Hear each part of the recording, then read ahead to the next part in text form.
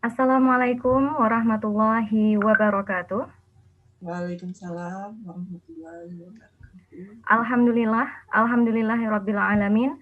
Wassalatu wassalamu ala asyrafil anbiya wal mursalin wa ala alihi wa sahbihi ajmain. Amma ba'du. Dengan mengucapkan alhamdulillah, marilah sama-sama kita panjatkan puji dan syukur kepada Allah Subhanahu wa taala yang dengan segala rahmat, taufik dan hidayahnya kita dapat berkumpul kembali pada kesempatan kali ini. Salawat dan salam tak lupa pula kita hanturkan kepada Nabi Muhammad SAW karena beliaulah suri tauladan kita dalam berakhlakul karimah dan beliaulah Khatimul Anbiya, penyempurna ajaran Islam sebagai rahmatan lil alamin. Yang terhormat perwakilan Yayasan Tekunya Arif Fatih Bilingual School, Bapak Mustafa Cakalolu. Yang terhormat Kepala Sekolah SMP SMA Tekunya Arif Fatih Bilingual School, Bapak Azhar Anas. Yang terhormat Kepala Sekolah SD Tekunya Arif Fatih Bilingual School, Miss Mailani. Dan yang terakhir yang saya hormati, Bapak Ibu Guru, staf, dan para wali murid SD SMP SMA Tekunya Arif Fatih Bilingual School yang telah hadir pada sore hari ini. Dalam kesempatan ini, perkenalkan saya Miss Misrul, akan memandu kegiatan sosialisasi pembelajaran tatap muka untuk semester 2 tahun ajaran 2020-2021 di Sekolah Tekunya Arif Fatih Bilingual School. Demi kelancaran acara, diharapkan kepada Bapak dan Ibu untuk mematikan mikrofonnya sejenak selama presentasi berlangsung. Sebelum kita mulai, saya akan membacakan susunan acara pada hari ini sebagai berikut. Yang pertama, pembukaan. Yang kedua, presentasi. Yang ketiga, tanya jawab. Serta yang terakhir adalah penutupan. Memasuki acara selanjutnya, marilah sama-sama kita dengarkan pemaparan sosialisasi pembelajaran tatap muka oleh Kepala Sekolah SMP SMA Bapak Azhar Anas. Kepada Pak Anas, waktu dan tempat dipersilahkan.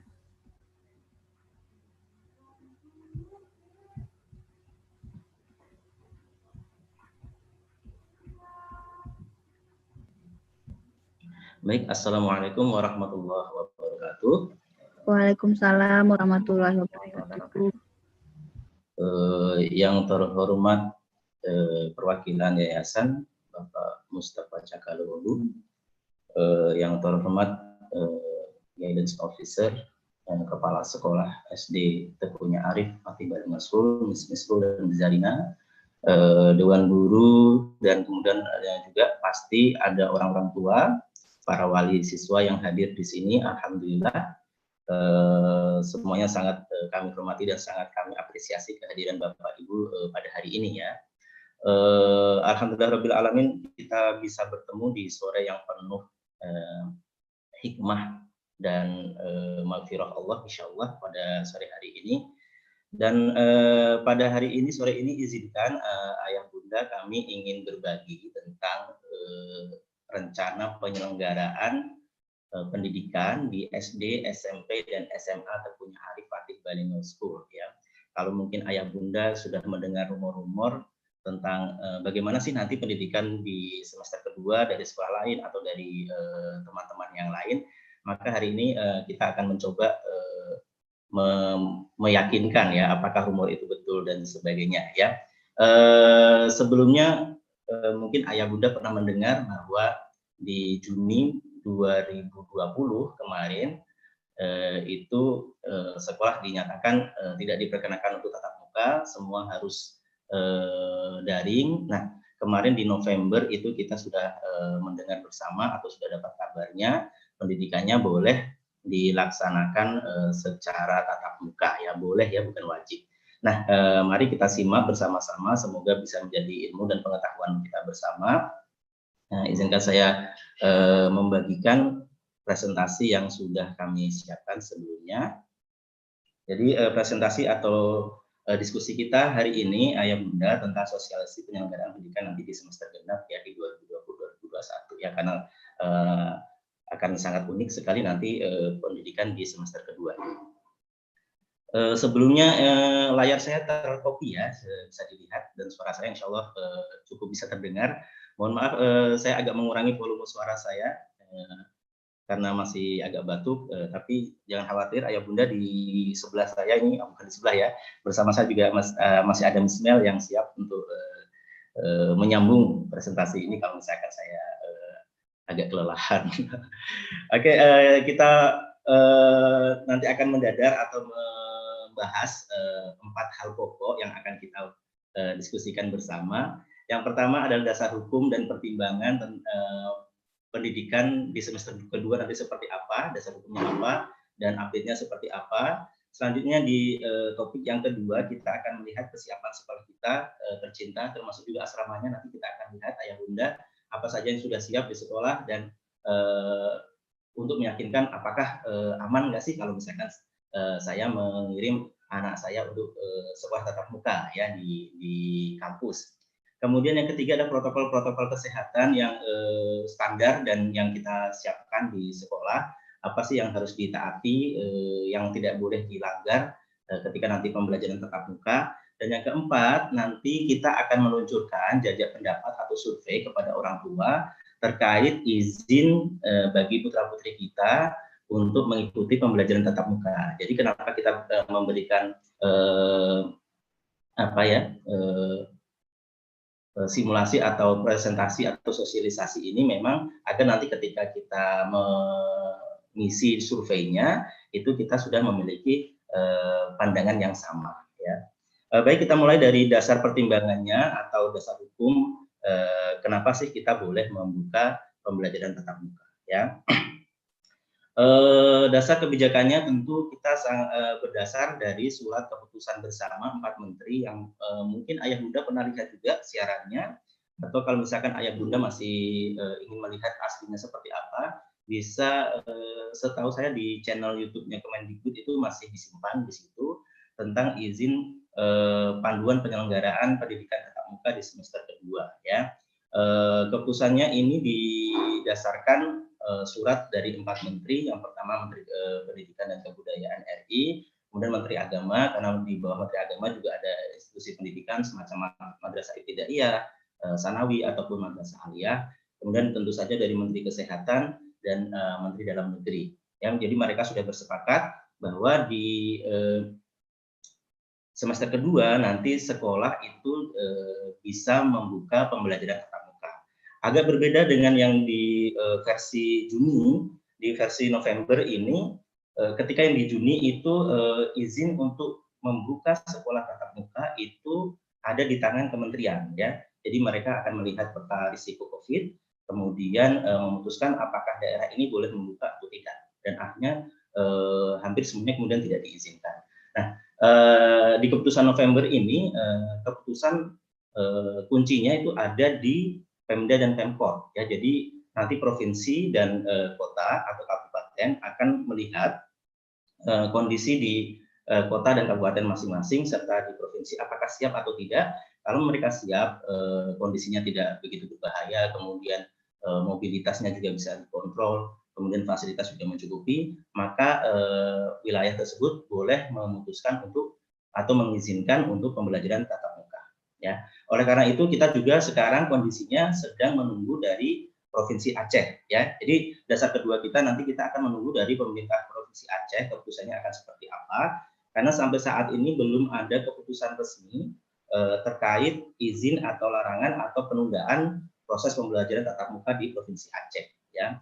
Tapi bisa kami informasikan secara garis besar perkembangan terbarunya kemarin sekali tepat di tanggal 25 Desember ya, sehari yang lalu itu ada pertemuan besar antara Sekda Aceh, kemudian dari Dinas Pendidikan dan jajarannya dari Provinsi Aceh, kemudian pengawas dan seluruh kepala sekolah se-Aceh ya. Di situ memang belum ada komentar resmi dari pemerintah atau Distrik Aceh apakah kita akan belajar tatap muka atau tidak. Hanya saja saat itu memang ada wacana bahwa nanti provinsi akan melihat rekomendasi dari kota ya. Jadi apakah kota siap dengan kondisinya, apakah siap dengan fasilitasnya. Nah, kalau misalkan mereka siap, maka provinsi akan mengeluarkan izin untuk pembelajaran tatap muka ya. Jadi sampai saat ini memang belum ada suatu resminya, tapi kemungkinan besar memang sedang ada komunikasi antara kota dengan provinsi. Nah, di tingkat kota sendiri sama, karena memang dari provinsi belum mengeluarkan edaran resmi atau keputusan resmi, maka dari Kota Banda Aceh ini posisinya saat ini belum ada keputusan resmi ya, apakah ada izin atau larangan atau bahkan penundaan dari pembelajaran tatap muka ini di semester ke depan. Nah, tapi bisa kami informasikan, jadi sekolah tentunya Al-Fatih Baringin School ini secara proaktif kemarin kami melakukan audiensi dengan wali kota dan Kadisdikbud Kota Banda Aceh. Ya, kita dalam audiensi itu kemudian secara tersirat atau secara langsung Pak Wali Kota mengatakan kondisi Banda Aceh ini cenderung stabil ya. Jadi kalau misalkan kita lihat ada perkembangan pasien COVID, itu grafiknya di Kota Banda Aceh itu sudah landai ya, sudah mendatar. Jadi tidak lagi naik turun atau bahkan naik terus ya, tapi sudah mendatar, alhamdulillah. Tapi tentu saja ini kita akan menunggu perkembangan lebih lanjut. Nah, dari komentar tersebut atau dari analisis tersebut, kemudian Pak Wali Kota Pak Aminur Usman menyatakan jadi ada kemungkinan kita siap untuk memberikan izin pembelajaran tatap muka di Kota Banda Aceh. Ya, tapi tentu saja keputusan resminya akan menunggu dari Provinsi Aceh. Ya, oleh karena itu menyikapi hal tersebut, pihak sekolah memang saat ini kita sebagaimana surat yang pernah kita kirimkan ke Ayah Bunda sebelumnya, pihak sekolah belum ada keputusan resmi, hanya saja kita mengantisipasi ya. Karena kalau misalkan pembelajaran tatap muka kemudian diizinkan, maka kita harus ada langkah-langkah persiapan yang cukup panjang yang harus kita lakukan. Karena itu, sambil menunggu keputusan resmi, pihak sekolah melakukan persiapan-persiapan, termasuk salah satunya adalah saat ini melakukan sosialisasi dan survei bagaimana kalau memang kemudian ada izin pembelajaran tatap muka dari provinsi dan kota. Jadi posisinya seperti itu, Ayah Bunda, sekolah saat ini persiapan dan insya Allah jika sewaktu-waktu ada izin itu kita akan siap. Nah, prinsip dasar ketika sekolah atau kota kemudian provinsi mengizinkan pembelajaran tatap muka itu ada dua pertimbangan yang selalu kita pertimbangkan ya. Yang pertama adalah kesehatan dan keselamatan. Pasti kita ingin agar peserta didik, guru, staf dan siapapun yang terlibat di sekolah itu selamat dan aman ya, karena itu prioritas utama. Tidak penting ketika kemudian kita bisa ngumpul tetapi kemudian keselamatannya tidak terjamin. Jadi hal utama adalah kesehatan dan keselamatan peserta didik, guru, staf dan keluarga bahkan ya, karena nanti juga siswa juga akan bertemu dengan keluarga. Yang kedua tentu saja kita mempertimbangkan tumbuh kembang peserta didik serta kondisi psikososialnya. Ya, kita mungkin pernah mendengar dan membaca berita-berita dan ini saya yakin tidak terjadi di rumah kita atau di anak-anak kita atau di keluarga kita, bahwa pembelajaran daring ini ada efek sampingnya ya, ada efek sampingnya. Terutama anak merasa tidak tercukupi kebutuhan bermainnya misalkan. Nah, itu menjadi salah satu pertimbangan dari sekolah kita. Kemudian kadang terjadi misalkan di rumah terjadi stres ya, misalkan karena orang tua tidak bisa mengontrol anak dan sebagainya, itu juga hal-hal yang perlu kita pertimbangkan. Oleh karena itu dengan bijaksana kita selalu berkomunikasi dengan orang tua untuk rencana-rencana penyelenggaraan pendidikan di sekolah kita. Mohon maaf, di sekolah ini sedang hujan, apakah suara saya dengan cukup jelas? Jelas, Pak. Cukup ya? Cukup, insya Allah. Nah, okay. Ini prosedur izin pembelajaran tatap muka dari yang ditetapkan pemerintah. Yang pertama, setelah SKB itu keluar, maka keputusan pertama atau izin pertama itu akan keluar dari Pemda dan Kanwil ya. Jadi setelah provinsi dan kota mengizinkan, maka bola selanjutnya akan ada di kaki sekolah ya. Apakah sekolah kemudian siap dengan checklistnya atau persyaratan-persyaratan yang sudah ditentukan oleh pemerintah ya, baik dari segi sarana, prasarana, kemudian keamanan, kemudian fasilitas atau akses kesehatan, itu akan dilihat di situ. Kalau misalkan memang memenuhi, dan alhamdulillah setelah kita memenuhi, itu kemudian izin selanjutnya ada di orang tua ya. Jadi jangan khawatir ayah bunda, kalau misalkan sekolah pun kemudian memutuskan bahwa kita akan menyelenggarakan pembelajaran tatap muka, bukan berarti siswa wajib datang ke sekolah. Jika misalkan ayah bunda kemudian memang ada kekhawatiran atau misalkan keluarga kita atau bahkan anak kita sendiri kemudian memiliki mohon maaf naudzubillah misalkan punya comorbidity ya, ada penyakit yang memang kondisinya tidak memungkinkan untuk tatap muka. Nah, maka kemudian orang tua memiliki hak untuk tidak mengirim anak ke sekolah. Jadi siswa masih punya hak untuk mengikuti pembelajaran daring. Oleh karena itu sekolah kita sedang menyiapkan sistem pendidikan ya. Jadi sebagai antisipasi karena mungkin bisa jadi nanti tidak semuanya akan datang ke sekolah, karena kita sekarang sedang menyiapkan pembelajaran hybrid ya, di mana nanti yang tatap muka akan hadir ke sekolah dan yang tidak diizinkan untuk tatap muka oleh keluarga maka masih punya hak untuk mendapatkan pembelajaran daringnya. Ya. Ini demikian kira-kira alur dari izin yang harus dipenuhi ketika anak-anak ingin mengikuti pembelajaran tatap muka. Ya, saya pikir sampai di sini cukup jelas ya, ya Bunda. Nanti kalau misalkan ada yang tidak jelas bisa ditanyakan secara interaktif di akhir presentasi atau bisa juga diketik di chat box. Nanti kita insya Allah akan coba balas ya. Nah, bagaimana dengan kesiapan sekolah kita sendiri? Nah, dari kesiapan sekolah sebenarnya ada keputusan-keputusan pemerintah yang sudah di standar bakunya ya, keselamatan yang harus disediakan oleh sekolah. Ya. Ini daftar periksa atau checklist yang harus dimiliki oleh sekolah dan alhamdulillah dari semua checklist yang ditentukan oleh pemerintah, ini semuanya kita sudah memenuhi syaratnya ya. Yang pertama adalah ketersediaan sarana sanitasi dan kebersihan, karena ini menjadi kunci ya Bunda. Yang pertama toilet bersih dan layak ya. Dalam hal sanitasi dan kebersihan kita punya toilet bersih dan layak. Nah mungkin bagi ayah bunda yang sudah sering berkunjung ke sekolah sudah tahu kita sudah memiliki fasilitas, alhamdulillah toilet bersih kita memiliki dan mencukupi, insya Allah di sudut-sudut sekolah itu ada toiletnya dan bahkan kita juga mencoba memisahkan antara toilet siswa laki-laki dan perempuan ya. Di gedung admin untuk guru juga ada toilet bersih dan insya Allah layak ya. Kemudian ada sarana cuci tangan yang dilengkapi dengan sabun ya dan air mengalir atau hand sanitizer. Nah kalau ini untuk sarana cuci tangan kita punya beberapa hand washing station ya, kita sudah ada beberapa di beberapa titik. Nanti kita juga sediakan di pintu-pintu masuk kalau misalkan ayah bunda mengantar anak itu kan ada di pintu masuk ya SD itu ada titiknya itu di kanopi, kemudian yang SMP SMA ada titik masuknya itu di sebelah kantin. Di situ sekarang kita sudah menyediakan hand washing station ya, ada sabunnya juga dilengkapi dan air mengalir. Untuk disinfektan sendiri kita akan mencoba memberikan disinfeksi nanti juga di pintu masuk dan bagi yang sudah tahun kedua atau tahun ketiga sudah tahu di kelas itu juga disediakan hand sanitizer ya. Tetapi bukan berarti bahwa ini semua membuat kita lalai untuk melengkapi diri kita dan anak kita untuk membawa hand sanitizer sendiri ya. Jadi tetap kita sarankan kepada ayah bunda untuk membekalkan hand sanitizer juga kepada anak-anak kita.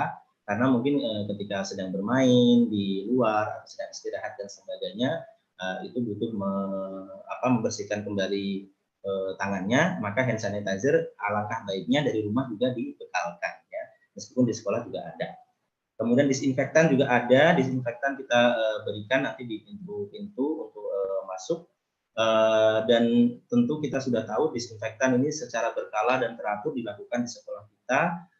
Di asrama juga dilaksanakan di semua lingkungan sekolah dan tidak hanya disinfektan atau disinfeksi untuk terkait COVID, kita juga ada disinfeksi secara teratur berkala untuk nyamuk ya. Nah, karena jangan sampai kemudian kita lupa karena kita konsentrasi dengan COVID, penanganan untuk disinfeksi atau penanggulangan nyamuk itu kita lupakan. Jadi beberapa kalau tidak salah seminggu yang lalu ya, kita baru saja melakukan disinfeksi untuk nyamuk. Kemudian yang kedua, mampu mengakses fasilitas pelayanan kesehatan. Alhamdulillah, kita sekolahnya sangat strategis ayah bunda. Kita akses kita ke Rumah Sakit Umum Zainal Abidin itu lancar dan sangat dekat sekali, mungkin bisa ditempuh dalam waktu 5 menit. Dan juga dengan fasilitas kesehatan terdekat kita juga sangat dekat, dan bahkan kita punya kerjasama khusus ya dengan Puskesmas Kopelma Darussalam kalau tidak salah. Itu lokasinya di kampus Unsyah dan Aramiri ya, masih dalam pagar itu. Jadi kalau kita ke sana pun itu sekitar 5 menit sudah bisa nyampe ke Puskesmas Kopelma Darussalam. Dan kita punya kerjasama yang bagus, bahkan mereka sering datang untuk pemeriksaan kesehatan anak ya untuk ke sekolah kita. Yang ketiga, kita pasti harus menerapkan wajib masker. Ya, insya Allah kalau ayah bunda sempat lewat di sekolah Tabina Arif itu kita punya beberapa sarana edukasi dan peringatan untuk warga sekolah. Ada spanduk, ada poster-poster yang kita tempelkan di tempat-tempat strategis agar kita tidak lupa memakai masker ya. Jadi kalau misalnya lewat itu pasti kelihatan.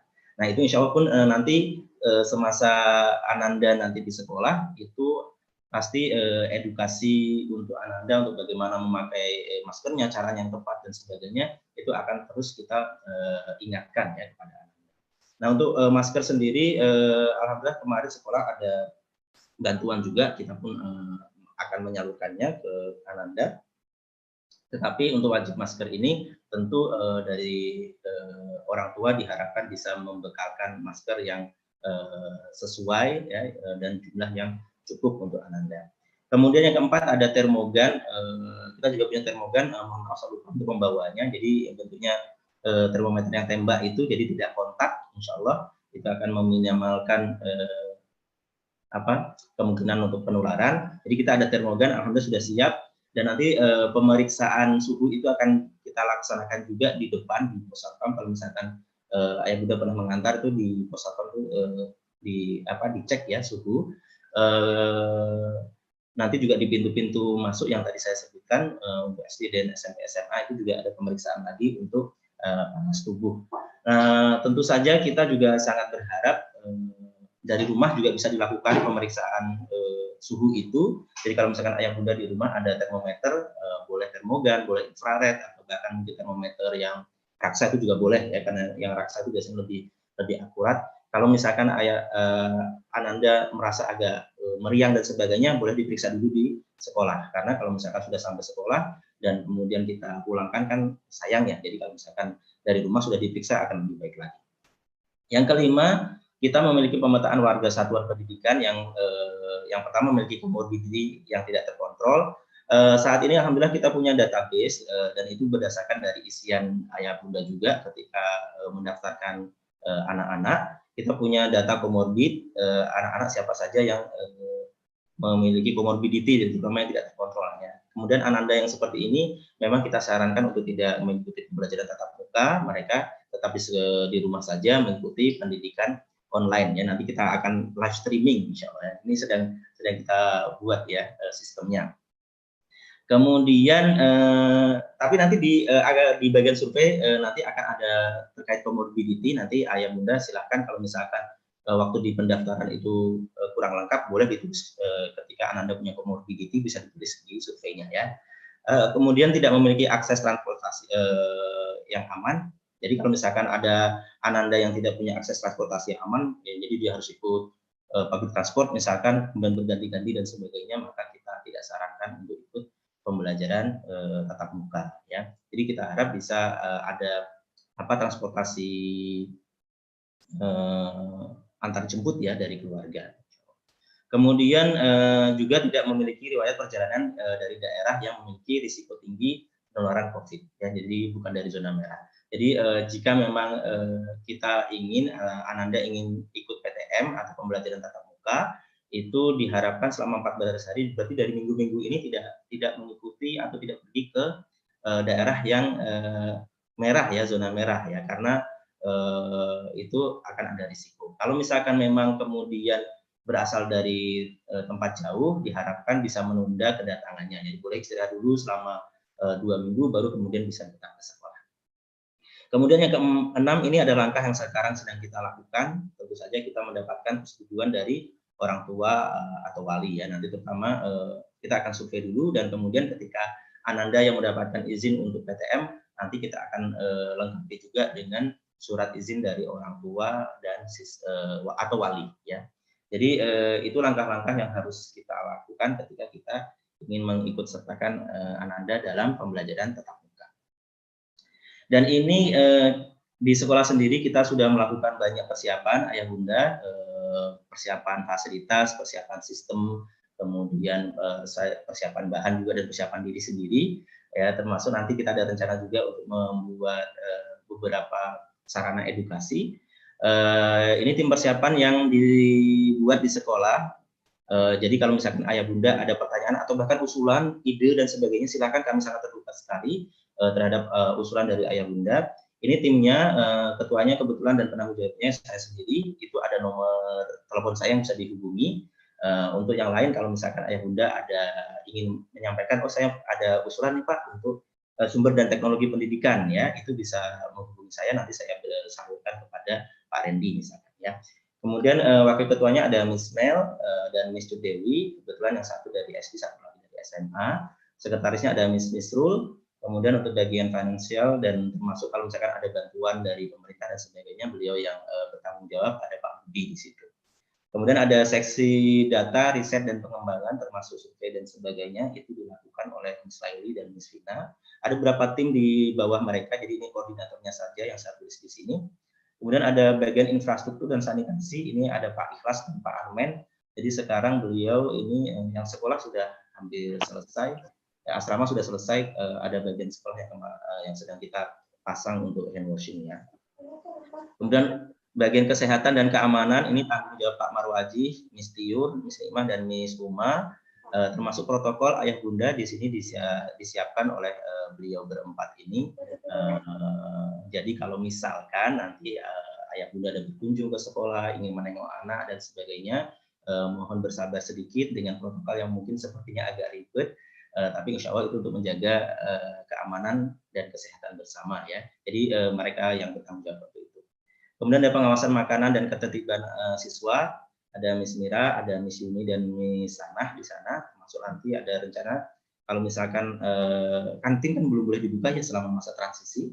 Masa transisi kantin belum boleh dibuka. Nanti mungkin ayah bunda kalau misalkan ada Ananda yang butuh asupan makan yang berkala begitu, nah itu bisa dibawakan bekal, nanti kita cek juga ya. Dan kemudian ada rencana juga nih setelah untuk mungkin bisa jadi menyediakan snack dan sebagainya. Kemudian untuk asrama dan keamanannya ada Miss Yayen, kemudian ada satu alumni kita, seorang dokter juga nanti akan standby di asrama, Ira Abla. Kemudian ada Miss Nadia juga yang bertanggung jawab dengan keamanan asrama. Kemudian ada seksi edukasi, informasi, dan publikasi. Nanti kalau misalkan ada hal-hal yang mau terkait informasi yang ingin disampaikan atau ditanyakan oleh ayah bunda, silakan mengontak ada Pak Salman Al-Ashi, kemudian Miss Ina dari SD, dan Pak Yafi di humas kami. Kemudian untuk pengembangan sumber dan teknologi pendidikan, sekarang penanggung jawabnya ada Pak Randy, termasuk ada saya juga di situ. Termasuk kami ini sekarang sedang menggarap sistem hybrid, jadi yang online nanti masih bisa live streaming ya, dengan pendidikan yang diberikan di kelas. Gitu. Mohon doanya agar kerja kami bisa baik dan tanpa halangannya. Dan silakan kalau misalkan ada masukan, kita sangat terbuka. Dan ini ada catatan khusus untuk asrama ayah bunda. Yang pertama, di masa transisi ini memang untuk asrama itu kita hanya bisa buka 50%. Jadi mohon maaf, asrama belum bisa buka secara penuh karena memang peraturannya seperti itu. Karena 50% saat ini hanya 33 kamar yang bisa kami buka, dan ada 2 kamar yang kami sediakan untuk isolasi siswa ya. Kalau misalkan ada siswa sakit atau butuh dipisahkan, itu kita ada 2 kamar isolasi. Artinya kalau misalkan 33 kamar itu 1 kamar 3 sekitar 100 ya, sekitar 100 anak yang bisa kita tampung untuk di masa transisi ini. Nah, karena kita terbatas daya tampungnya, nanti mohon maaf kalau misalkan ternyata melewati dari daya tampung yang diizinkan untuk sementara, nanti kita coba utamakan untuk Ananda yang tinggal di luar Banda Aceh ya. Untuk yang dari Aceh yang dari Banda Aceh kita sarankan untuk bisa tinggal di rumah. Tapi kalau misalkan memang mencukupi kapasitas itu yang diizinkan, itu kita juga akan terima juga siswa yang di Banda Aceh. Tapi kita memang mohon maaf, kita utamakan untuk yang di luar Banda Aceh dulu. Nah, dan ini saran dari asrama untuk siswa yang akan tinggal di asrama bisa hadir lebih awal ya dibanding teman-teman yang PTM. Jadi yang kemarin edaran yang sudah kita berikan, PTM itu akan berlangsung insya Allah kalau tidak halangan tanggal 11, jadi teman-teman bisa datang lebih awal. Ya, jadi bisa istirahat dulu, kalau butuh isolasi.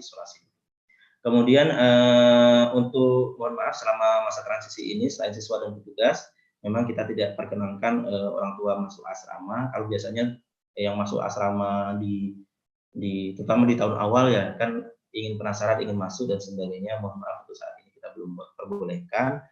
Insya Allah nanti di semester ke depan semoga kondisi lebih baik, jadi bisa lihat kondisi di dalam asrama. Kemudian kita untuk menjaga siswa juga kita batasi. Kalau memang tidak perlu sekali, tidak perlu untuk keluar. Tapi kalau misalkan memang butuh sekali untuk keluar, itu harus izin dan didampingi pembina asrama ya. Nah, ini juga harapan kalau misalkan memungkinkan siswa tidak pulang di akhir pekan ya. Kalau biasanya kan izin yang ada izin untuk di akhir pekan, kalau bisa tidak sering pulang ya, karena apalagi kalau siswanya betah nyantri di asrama kita, itu silakan 1 semester boleh ya di asrama, monggo. Itu kira-kira kesiapan sekolah, dan ini protokol kesehatan baku atau standar dari pemerintah yang memang harus kita penuhi ya Ayah Bunda. Jadi ini peraturan bakunya. Nanti mungkin ada peraturan tambahan seperti yang tadi di asrama ada peraturan tambahan. Semoga tidak memberatkan. Ini semua kita rancang untuk kebaikan kita bersama ya. Ini protokol kesehatan yang ditentukan. Yang pertama harus jaga jarak ya, baik itu di masa transisi maupun nanti di masa kebiasaan baru. Jadi masa transisi ini di dua bulan pertama, di Januari dan Februari, kita akan jaga jarak minimal 1,5 meter. Nah, oleh karena itu pun sekolah kita atau kelas kita itu nanti kita tidak isi penuh. Ya, jadi untuk yang di SD itu kalau tidak salah 15 ya. Kemudian kalau yang di SMP SMA kita boleh 18. Nah, bagaimana kalau nanti misalkan yang ingin tetap buka satu kelas itu kan ada yang sampai 24 ya, yang masuk 24. Kalau misalkan bagaimana kalau lebih dari yang itu, nanti kita akan pecah ya, kita akan pecah. Jadi bisa jadi misalkan yang semula kelas 10 ya 2 kelas, tapi karena ingin PTM semua nanti kita coba pecah menjadi 3 kelas. Dan alhamdulillah untuk SMP SMA itu kita tidak ada masalah dengan ruang kelas. Kita masih memiliki beberapa ruang cadangan yang kita bisa gunakan untuk PTM. Kemudian jadwal pembelajarannya bagaimana? Nah, bisa shifting, atau kalau misalkan tadi karena kita tidak ada masukkan, kita bisa masukkan semua ya, kita bisa masukkan semua, jadi bisa hadir semua. Kemudian hal-hal wajibnya tadi menggunakan masker ya, maskernya yang distandarkan adalah yang 3 lapis itu, yang seperti masker bedah itu ya. Nah, yang kalau misalkan kita beli di apotek pada misalkan sensi dan sebagainya, itu bisa digunakan untuk masker ya. Kemudian kita selalu cuci tangan, dan kita sudah fasilitasi ada air mengalir, ada sabunnya, dan ada hand sanitizer-nya insya Allah, dan kita ada guru yang insya Allah senantiasa berjaga. Nah, jangan lupa cuci tangan ya, misalkan habis pegang apa kita minta cuci tangan. Kemudian menjaga jarak dan tidak ada kontak fisik, ini juga sudah kita bahas tadi di kondisi kelas. Dan kemudian ada menerapkan etika batuk dan bersin. Ya, ini saya pikir anak-anak kita sudah tahu semua. Nanti mungkin kita juga perlu ingatkan proses edukasinya, apakah nanti dari guru ataukah melalui poster dan sebagainya. Jadi kalau bersin kan harus ditutup ya seperti itu. Nah, itu saya pikir nanti juga akan ada bentuk-bentuk edukasi ya di sekolah. Kemudian ini sambungan dari tadi protokol baku atau standar yang akan kita jalankan. Kondisi medis warga satuan pendidikan, baik itu siswa, pembina, guru, staf dan sebagainya, tentu kita tidak akan memberikan izin untuk sementara untuk warga sekolah yang memiliki komorbiditi ya, komorbiditi atau penyakit penyerta ya, terutama penyakit penyerta yang membahayakan, nanti kita tidak bolehkan duduk ya. Nah, kalau misalkan punya silahkan tinggal di sekolah dulu. di rumah, nanti bisa mengikuti pendidikan online. Kalau misalkan ada staff dan sebagainya bisa WFH dulu ya. Kemudian tidak memiliki gejala COVID, ya baik itu batuk-batuk atau misalkan demam dan sebagainya, kita sarankan untuk istirahat dulu. Ya, makanya itu gunanya kita cek di awal ya di pintu masuk. Untuk kantin tadi sudah kami bahas di masa transisi di 2 bulan pertama itu kantin tidak akan buka. Jadi ayah bunda kalau misalkan Ananda itu aktif gitu ya, butuh energi banyak, nah silakan dibekali, boleh dimasukkan dalam kontainer. Nah, dan kalau bisa jangan bagi-bagi ya. Memang bagi-bagi itu bagus, tapi untuk saat ini jangan dibagi-bagi dulu, silakan dikonsumsi itu sendiri. Kemudian kegiatan olahraga dan ekskul nanti kita tidak akan buka dulu ayah bunda. Jadi nanti sementara kalau misalkan ada software atau ada kegiatan apapun nanti itu tidak akan kita berikan di kelas. Jadi di sekolah itu hanya ada KBM ya, kegiatan belajar mengajar. Selanjutnya kalau misalkan ada ekstra, ada kegiatan dengan kelas dan sebagainya, selama 2 bulan pertama itu kita akan lakukan secara online daring. Jadi semuanya kita daringkan dulu. Terus kemudian pembelajaran di luar lingkungan sekolah juga diperbolehkan dengan protokol kesehatan. Tapi dari sekolah sendiri kebijakannya untuk sementara kita sepertinya tidak akan melakukan kegiatan di luar sekolah dulu. Ya, jadi untuk menjaga kesehatannya. Karena mengontrol siswa itu juga bukan hal yang mudah ya. Itu kira-kira hal protokol kesehatan yang akan kita terapkan dan semoga ayah bunda memahami itu dan itu semuanya kita lakukan untuk kebaikan bersama dan itu kita sosialisasikan untuk dipahami bersama. Kemudian ada yang perlu disiapkan lagi oleh orang tua tambahan dari sekolah. Jika nanti siswa dan orang tua memutuskan bagaimana nak siap untuk PTM, siap kalau misalnya siap. Ini ada beberapa hal yang tambahan yang harus disiapkan orang tua ya. Yang pertama surat izin dan bertanggung jawab penuh ya, dari orang tua atau wali untuk mengikuti PTM atau pembelajaran tatap muka. Nanti kalau misalkan setelah survei bagi orang tua yang memberikan izin nanti kita akan kirimkan format surat izinnya dan nanti bisa dibawa ke sekolah oleh Ananda ya ketika mau masuk. Kemudian bukti negatif boleh berupa hasil tes swab PCR atau rapid test boleh ya, yang dilakukan selambat-lambatnya atau paling lama ya 3 hari sebelum hadir ke sekolah. Ya, jadi kalau misalkan yang mau hadir lebih awal, misalkan anak asrama itu harus berlaku 3 hari sebelumnya ya, 3 hari masih berlaku lah ya tes rapidnya. Nah, ini hampir sama dengan standar di perjalanan udara atau perjalanan lain, itu kan harus ada bukti itu. Silakan kami mohon dari orang tua bisa menyediakan hasil tes rapid test tersebut atau tes swab PCR-nya. Kemudian kita harapkan tidak melakukan perjalanan ke tempat yang jauh, apalagi ke tempat zona merah yang berbahaya, risiko tinggi. Kalau misalkan memang dari sana, silakan menunda kehadirannya ke sekolah, tidak masalah. Nanti ikut daring dulu setelah isolasi mandirinya setelah 14 hari sudah selesai, boleh hadir ke sekolah. Jadi jangan buru-buru, keselamatan diutamakan. Yang kelima, tidak sedang sakit atau mengidap gejala-gejala yang menunjukkan COVID ya, termasuk gejala flu kan mirip-mirip dengan COVID, termasuk demam, kemudian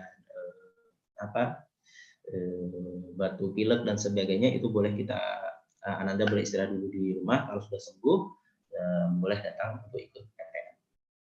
Itu kira-kira ayah bunda protokol kesehatannya dan tambahan dari sekolah kami. Dan ini yang keempat adalah survei rencana belajar.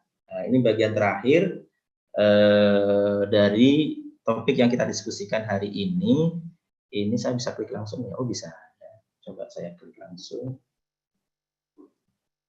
Semoga ini tidak. Oh, ini bagian respon kalau tidak salah. Keluarnya seperti apa?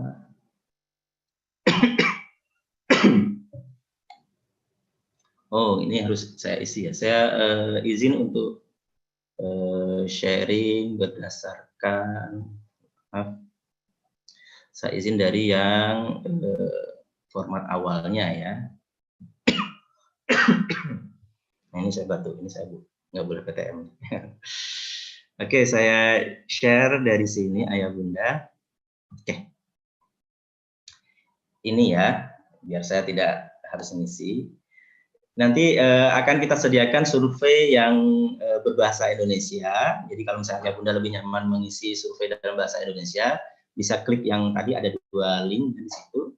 Ini yang berbahasa Indonesia. And if you are more comfortable with English, so you can use the link for English version ya. Jadi kalau misalkan yang lebih nyaman berbahasa Inggris, silahkan memakai link yang tadi, yang kedua yang menggunakan bahasa Inggris. Ini kan agak panjang, jadi tidak saya jadikan jadi satu form menjadi 2 form. Bagian pertama ayah bunda adalah identitas diri, termasuk di situ nama. Nama yang di sini yang dimaksud adalah nama orang tua ya atau wali yang mengisi format ini. Ya, jadi nama nanti saya edit saja nama orang tua atau wali. Kemudian selanjutnya adalah nama lengkap anak ya. Jadi sebagaimana tadi ada catatan awal tentang survei. Yang pertama ayah bunda, survei ini sifatnya wajib ya, wajib diisi. Kan kadang karena kesibukan itu kita lupa isi. Tolong ini diisi karena ini terkait dengan perencanaan pendidikan bahkan fasilitas di sekolah ya. Jadi nanti mohon maaf kalau misalkan belum isi, nanti mungkin wali kelas atau apa nanti kejar-kejar ayah bunda ini belum diisi ini ya. Jadi mohon izinnya kalau misalkan kita kejar-kejar ya. Nama orang tua atau wali di sini. Kemudian nama lengkap anak. Nah, karena nama lengkap anak ini kita isi satu, jadi nanti ayah bunda kalau misalkan memiliki anak lebih dari satu, ya misalnya 2 atau 3 di jenjang sama atau yang berbeda, mohon untuk mengisi sesuai jumlah anaknya, ya karena bisa jadi masing-masing anak itu punya rencana yang berbeda. Ya, misalkan ada anaknya satu di SMP, SMA, kita sudah mantap kalau anak ini ikut PTM, tetapi kemudian kalau misalkan ada satu anaknya masih SD, kita khawatir ini anak saya kalau bahasa sini rasa ya, atau hiperaktif lah ya, atau aktif sekali ya, anak saya aktif sekali, saya belum bisa menjaganya atau khawatir dia tidak bisa menjaga diri, dia di rumah saja, maka kemudian yang satu anak lagi itu kita berikan respon yang berbeda. Jadi mohon untuk setiap satu respon untuk satu anak ya. Jadi kalau misalkan ada 3 anak kita isi 3 kali. Kemudian jenjang ini nanti akan diisi, akan ada drop down-nya, nanti bisa di sisi SD, SMP atau SMA. Kemudian kelasnya ini level saja, ada kelas 1 sampai kemudian kelas 12. Kalau misalkan kesulitan drop down sampai ke 12 itu boleh diisi ya 12 begitu. Insya Allah tadi saya tes bisa ya. Tapi ini masih ada satu pilihan yang belum masuk kelas 12. Jadi nanti kami edit dulu. Setelah itu nanti kita kirimkan via homeroom teachers ya dan wali kelas. Kemudian ayah bunda ada bagian umum ya, pertanyaan umumnya termasuk di situ terkait dengan pemahaman protokol kesehatan dan izin dari orang tua. Pertanyaan pertama adalah apakah sudah memahami standar protokol kesehatan yang akan diterapkan di sekolah. Nanti kami coba untuk mengirim PDF dari PowerPoint ini. Jadi silakan dibaca protokolnya ya bunda, kalau sudah memahami silakan diisi. Kami harap semua mengisi setelah memahami dan membaca protokol kesehatan yang ditentukan. Nah kemudian ini pertanyaan yang sangat menentukan, apakah kalau misalkan sudah ada izin dari Pemda dan sekolah akan membuka PTM, apakah anak kita akan dapat izin untuk PTM atau tidak ya, pembelajaran tatap muka atau tidak ya. Kalau iya artinya anak didik kita, Ananda akan mengikuti pembelajaran tatap muka di sekolah. Kalau tidak, artinya anak didik kita, Ananda akan mendapatkan pembelajaran daring online di rumah. Ya, jadi ini pertanyaan yang sangat penting, Ayanda. Jadi kalau misalkan dia, artinya boleh ikut PTM, akan mengikuti PTM. Kemudian kalau tidak, artinya akan daring di rumah. Ya. Nanti kalau misalkan ayah bunda mengisi ya, itu akan masuk ke section 4, kalau tidak jawabannya ini akan masuk ke section 3 sini ya. Jadi untuk ayah bunda yang menjawab tidak di pertanyaan tadi, ini akan diarahkan ke section 3 ini. Ya, jika tidak, alasannya apa? Ya, apakah karena ada anggota keluarga termasuk Ananda misalkan yang memiliki penyakit peserta ya, atau comorbidity ya, yang membahayakan ketika terpapar COVID-19, atau karena belum mendapatkan vaksin COVID-19 ya, ini saya pikir belum sampai semua ya, atau karena orang tua atau keluarga tinggal di luar kota, jadi sangat jauh dan khawatir dalam perjalanan ya. Itu boleh juga menjadi alasan ketika Ananda tidak dapat izin untuk PTM. Nah, jika jawaban ayah bunda nanti di pertanyaan ini adalah ya, nanti di formnya akan di refer atau diarahkan ke section ini ya, ke bagian ini ya, untuk Ananda yang akan mengikuti PTM atau pembelajaran tatap muka. Nah, kalau misalkan dapat izin tatap muka, apakah seminggu penuh bisa ikut atau hanya hari-hari tertentu saja yang bisa ikut, sisanya akan online ya. Jadi kalau dari skenario yang SMP SMA itu kita akan menggunakan 5 hari full karena tidak ada masalah ya, nanti kita akan siapkan juga berdasarkan respon dari survei ini. Nah, jika misalkan dapat izin, apakah menurut ayah bunda itu pendidikan di sekolah akan full day ya? Kalau full day mungkin yang sudah lama di sini sudah tahu untuk SMP SMA itu sampai jam 3 ya. Kemudian kalau yang hampir jam 3, kalau yang SD juga hampir sama ya misalnya. Terus sekitar itu, atau half day setengah hari ya, setengah hari. Ini kemungkinan besar kita akan menggunakan setengah hari ya, karena ada satu hal yang sampai sekarang agak sulit dipecahkan, yaitu meskipun bisa diatur shift, tetapi kami sendiri belum bisa menjamin itu. Saat ini kemungkinan adalah half day, karena ketika sholat dan makan itu agak sulit mengontrol sekian banyak anak dalam waktu yang terbatas. Tapi kalau misalkan ayah bunda mengharapkan full day, silahkan diisi di sini. Kemudian jenis transportasi yang digunakan untuk menuju ke sekolah dan pulang dari sekolah ya. Apakah nanti akan tinggal di asrama, kemudian apakah nanti ada antar jemput pribadi, atau Ananda pakai kendaraan umum ya. Kendaraan umum yang dimaksud ini bisa termasuk Trans Kutaraja, atau misalkan Labi-Labi mungkin, atau misalkan memakai taksi online dan sebagainya. Ini termasuk kendaraan umum ya bunda ya. Jadi kalau misalkan terbiasa memakai itu silahkan diisi ini, atau dia berangkat sendiri ya, termasuk di situ menggunakan motor atau sepeda atau jalan kaki, termasuk berangkat sendiri ya.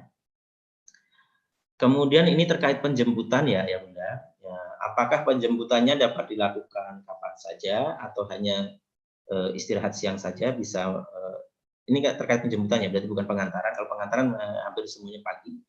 Apakah bisa diistirahat siang atau hanya pulang kerja saja? Ya, kami harap bisa kapan saja, itu yang paling bagus. Tapi silakan kondisi keluarga diisi di format ini. Nah, ini adalah form terkait Ananda yang akan PTM, apakah akan tinggal di asrama atau tidak, ya. Apakah akan tinggal di asrama atau tidak. Ada yang mungkin mau PTM, tapi untuk sementara biasanya saya di asrama, tetapi untuk sementara di rumah dulu saja lah, Miss, gitu. Karena saya masih ingin mengontrol anak saya. Silahkan diisi di bagian ini ya. Jadi nanti kita bisa menyiapkan asrama dengan lebih maksimal ya. Mungkin itu saja yang kami sampaikan. Kami harap isian ini bisa cukup dimengerti. Kalau misalkan ada pertanyaan, silahkan ya. Saya stop share dulu. Saya reshare yang sosialisasi ini. Jadi itu ayah bunda terkait dengan surveinya. Ini nanti ketika di PDF kan biasanya bisa diklik, silahkan diklik dari sini. Ini ada tautan surveinya, nanti bisa diklik. Saya pikir cukup sekian penjelasan dari kami. Kalau ada update selanjutnya atau perkembangan selanjutnya, kami insya Allah akan segera menghubungi.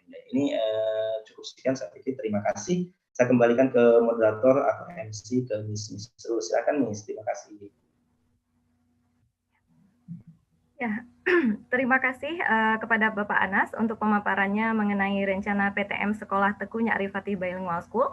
Selanjutnya kita akan memasuki sesi tanya jawab. Jika ada yang ingin bertanya, boleh raise hand dulu, kemudian mengaktifkan mikrofonnya. Tadi saya melihat sudah ada 2 wali murid yang raise hand. Yang pertama adalah Bapak Dewa Gumai. Bapak bisa diaktifkan mikrofonnya. Ya. Silahkan Pak pertanyaannya. Baik, Assalamualaikum warahmatullahi wabarakatuh. Waalaikumsalam. Pertama, saya ingin mengemukakan dua hal ya. Yang pertama, kondisi hari ini dunia maupun Indonesia dan Aceh sedang dalam gelombang, saya tidak tahu gelombang keberapa, tapi perkembangan COVID ini terus mengalami perubahan ya, terutama dengan munculnya jenis baru yang dari Inggris yang sudah tersebar juga ke beberapa negara, dan ada persoalan bahwa jenis baru ini juga 70% tertularnya lebih cepat ya dibanding jenis yang sebelumnya. Kemudian juga berisiko tinggi terhadap anak-anak. Itu yang pertama. Yang kedua, saya tidak mengkhawatirkan kesiapan Patih Bilingual School dalam mengadaptasi proses pembelajaran tatap muka di sekolah dengan fasilitasnya.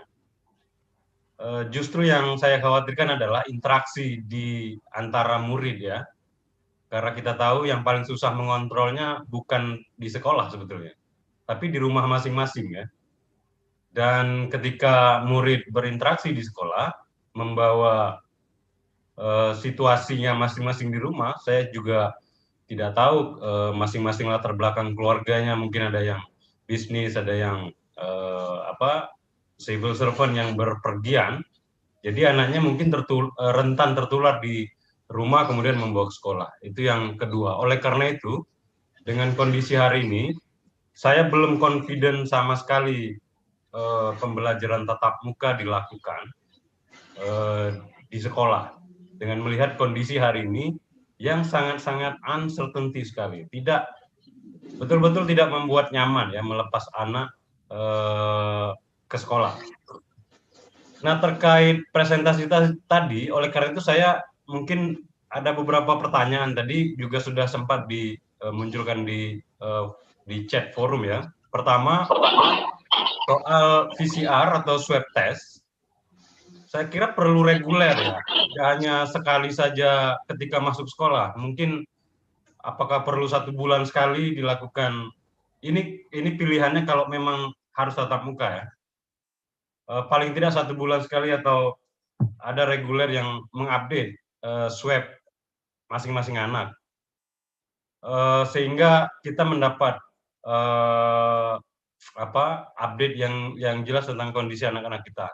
Yang kedua, pertanyaan saya, mungkin model pembelajarannya juga harus diadaptasi, harus dirubah. Misalnya tidak harus tiap hari ke sekolah atau 3 hari dalam seminggu, tidak harus full day.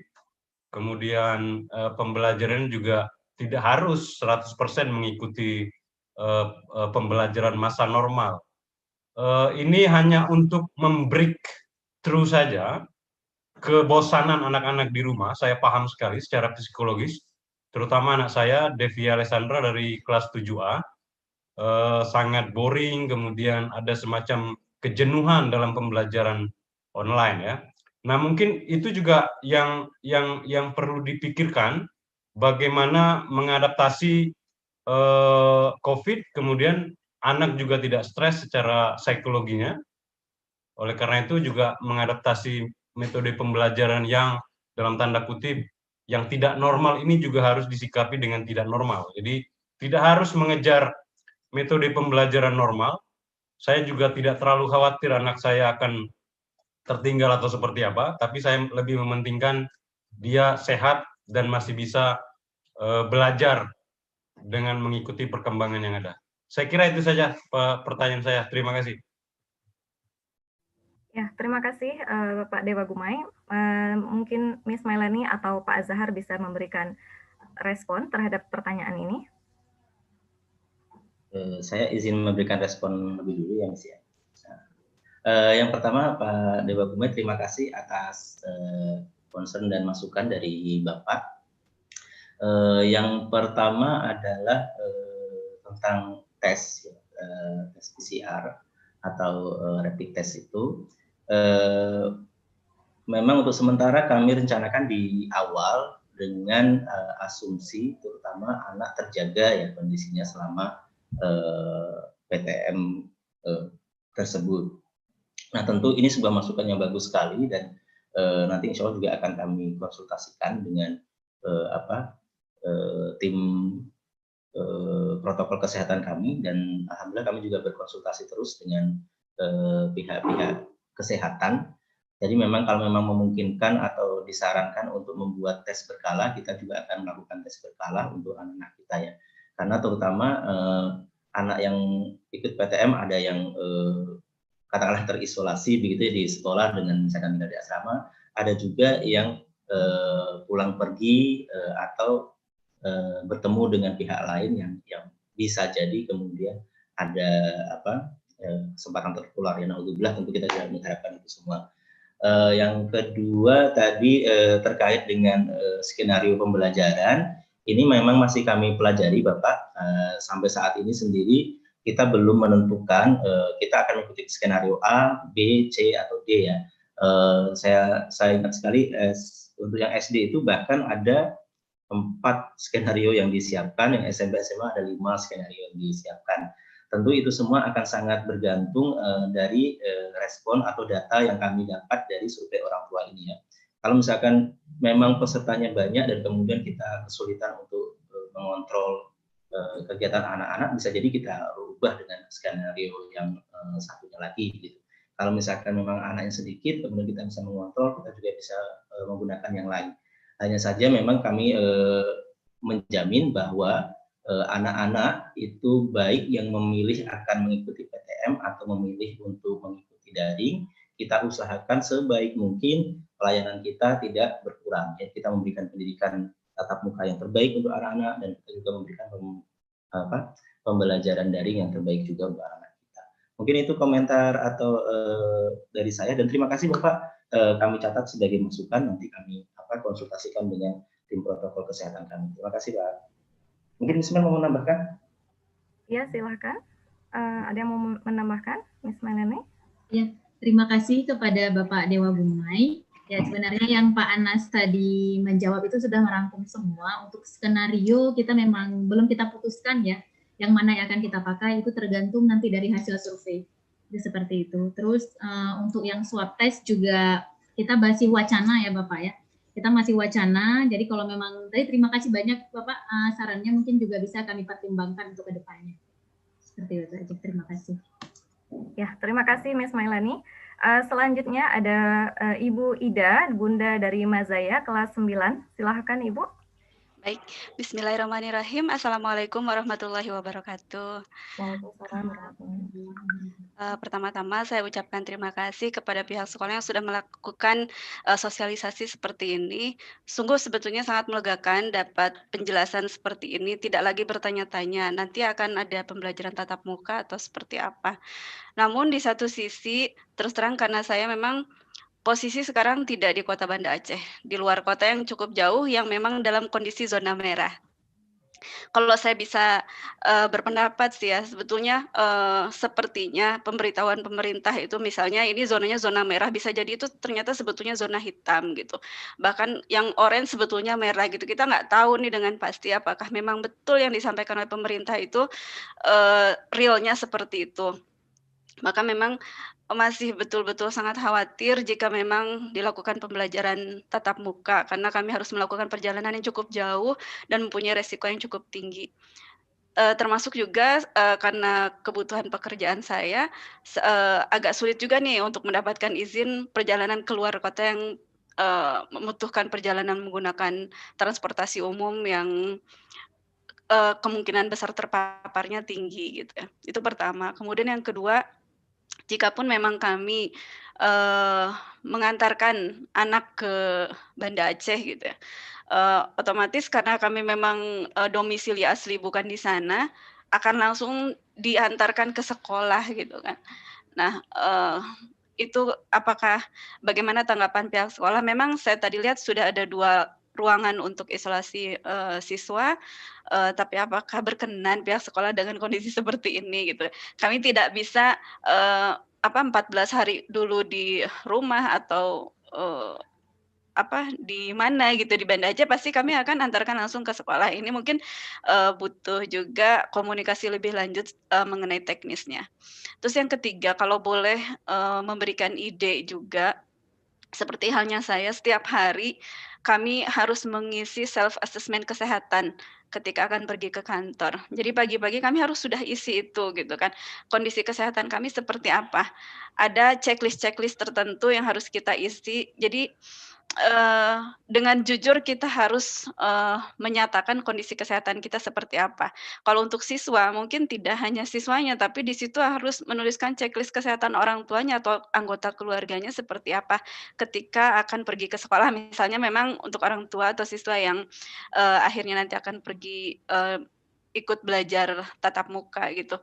Checklist self assessment kesehatannya mungkin dalam bentuk seperti survei atau form tertentu lah, mungkin pihak sekolah jauh lebih tahu teknisnya, cuma mungkin hal seperti itu bisa menjadi bahan pertimbangan bagi pihak sekolah memperbolehkan siswa A, B, C untuk, oh yang ini kondisinya begini bisa masuk sekolah, oh ini tidak boleh masuk sekolah, bukan sekedar dari pertimbangan orang tua saja gitu. Jadi sekolah juga tahu terlebih dahulu kondisi siswanya seperti apa setiap hari, karena untuk melakukan mohon maaf, rapid ataupun swab itu biayanya lumayan besar, apalagi jika dilakukannya sering gitu, kecuali memang sudah ada pihak yang menanggung untuk pembiayaan itu gitu kan.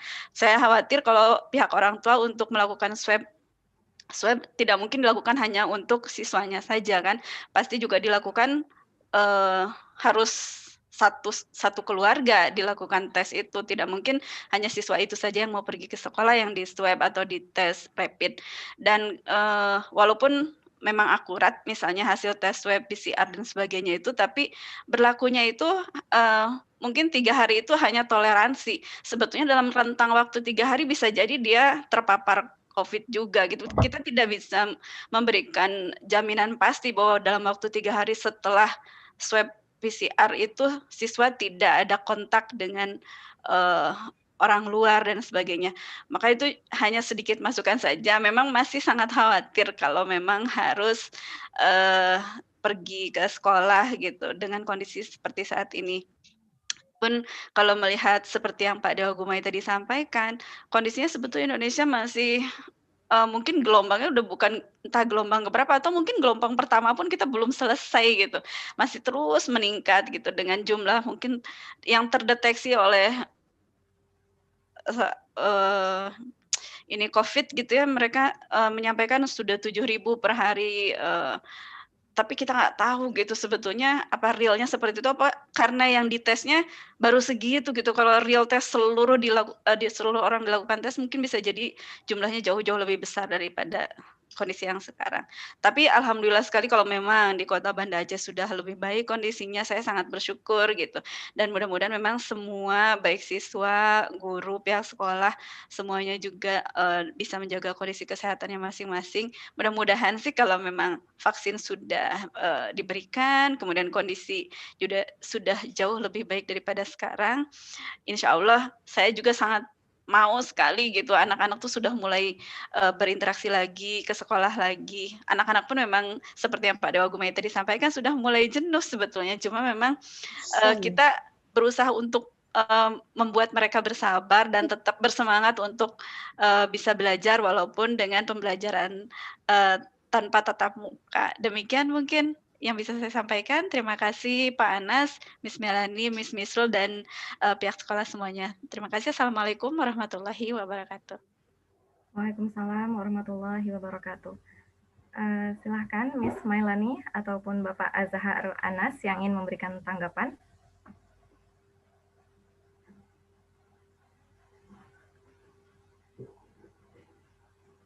Baik, saya izin menanggapi, bukan memberikan solusi ya, tapi karena kita forumnya diskusi. Yang pertama terkait untuk anak-anak yang tinggal di lokasi yang cukup jauh ya dan berharap atau berkeinginan untuk mengikuti PTM. Yang pertama untuk anak-anak yang tinggal jauh, tentu kita menyadari bahwa sangat rawan kalau anak itu melakukan perjalanan sendirian ya. memang akan kemungkinan besar akan diantarkan oleh orang tua. Untuk terkait dengan teknisnya nanti ketika misalkan mengantar dan sebagainya, teknisnya akan kami diskusikan Ibu dengan pihak manajemen dan pihak asrama, karena memang kita belum tahu sekarang, belum dapat nama-nama siapa yang kira-kira berkeinginan untuk mengikuti PTM ya. Sebagai informasi, ada kemungkinan mungkin kita juga bisa memberikan atau membantu, atau bentuknya kita masih mencari-cari, mencoba-coba ketika anak diantar oleh orang tua yang cukup jauh ya. Apakah nanti kita bentuknya akan bertahap penerimaan siswa di asramanya, atau mungkin kita bisa membantu dengan beberapa di asrama ada guest house, mungkin untuk orang tua bisa sementara beristirahat di situ ketika mengantarkan anaknya ya. Tapi ada kemungkinan memang kita pun penerimaan siswa terutama yang di asrama, karena memang dari jauh-jauh itu bisa jadi kita bertahap. Jadi tidak langsung misalkan tanggal 3 semua anak harus datang yang mau PTM misalkan, atau tanggal sekian semuanya harus hadir. Tidak, tentu kita nanti akan berkomunikasi terus dengan orang tua. Kita melihat komposisinya dari hasil surveinya, nanti kita akan merencanakan teknis yang lebih lanjut. Termasuk juga untuk pendidikan atau pembelajaran di kelas, itu kenapa kita memang membutuhkan data ini, karena kita butuh untuk melakukan perencanaan-perencanaan itu. Jadi termasuk di asrama juga akan seperti itu. Kemudian untuk concern Ibu Ida terkait dengan kondisi keamanan dan zona risiko di masing-masing kota, memang sampai saat ini kita belum memutuskan sekolah kita akan buka, dan memang kita untuk itu menunggu keputusan dari provinsi dan kota. Nah, bagaimana mereka memutuskan? Tentu mereka akan melihat pemetaan zona risiko di masing-masing kota dan provinsi ya Ibu. Makanya kemudian kalau kita menyimak di siaran 4 menteri itu ketika tanggal 20 November, kenapa kemudian lampu hijau untuk PTM itu kemudian diserahkan kepada kota dan provinsi, karena dan ini mungkin jadi masukan juga untuk manajemen data di Indonesia ya. Data di daerah dengan data di pusat itu berbeda, dan kemudian dari keputusan menteri itu memberikan kepada kota dan provinsi, karena mereka yang tahu realnya kondisinya di lapangan.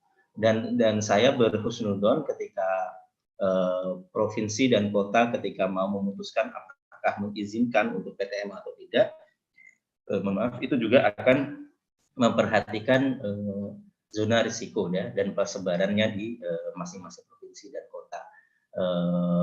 Saya pikir provinsi dan kota juga tidak akan terlalu gegabah memutuskan itu, karena memang itu termasuk juga menjaga kesehatan dan menjaga reputasi kota dan provinsi itu sendiri. Semoga ada keputusan terbaik yang bisa disampaikan oleh kota dan provinsi, dan saya sendiri juga berhusnuzon kenapa keputusannya agak lama keluar dari provinsi dan kota, karena memang mereka betul-betul melihat update perkembangan terkini dari kota Banda Aceh dan provinsi Aceh sendiri. Mungkin itu yang bisa sementara saya berikan Ibu. Kalau dari dari sekolah sendiri itu memang kami akan menunggu dari kota dan provinsi. Dan mungkin saya izin menjawab, ada pertanyaan di chat box dan ini mungkin perlu diluruskan, Miss Nurul. Saya lupa ada pertanyaan dari salah satu orang tua. Jadi pertanyaannya kira-kira apakah nanti pembukaan PTM itu tergantung dari hasil polling?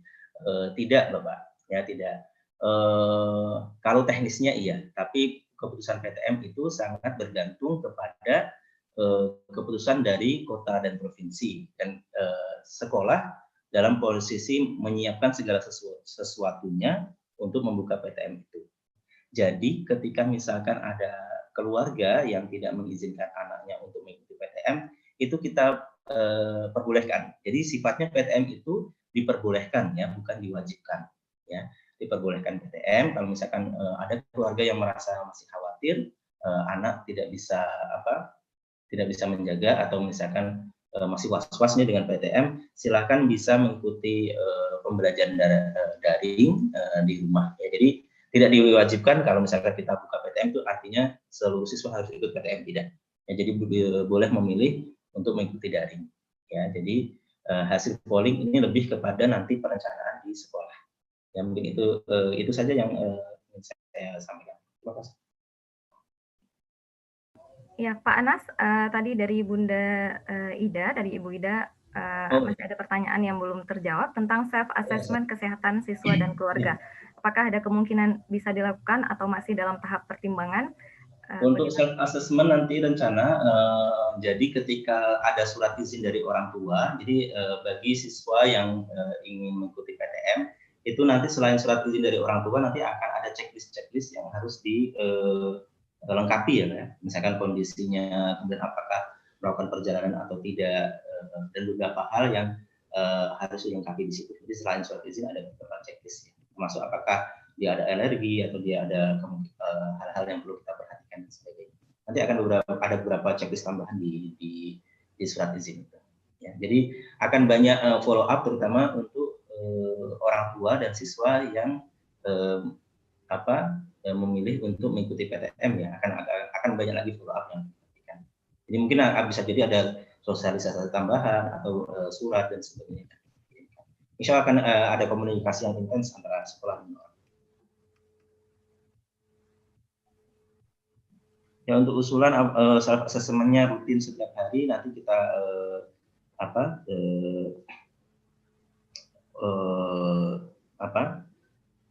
cek Ibu, insya Allah, karena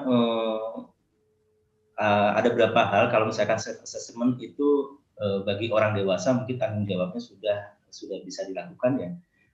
Kemudian kalau misalkan untuk anak-anak kadang mereka lupa dan sebagainya, insya Allah nanti akan ada tenaga dari guru dan tenaga kesehatan kita yang membantu untuk melakukan self assessment-nya, termasuk kondisinya, kemudian suhu dan sebagainya, nanti kita bantu dari sekolah. Pengecekan akan dilakukan setiap hari. Ya, terima kasih Pak Anas atas pemaparannya. Karena keterbatasan waktu, jadi kita hanya akan menerima 3 pertanyaan lagi untuk sesi yang kedua. Saya persilahkan kepada Bapak Hendra Syah. Bapak Hendra.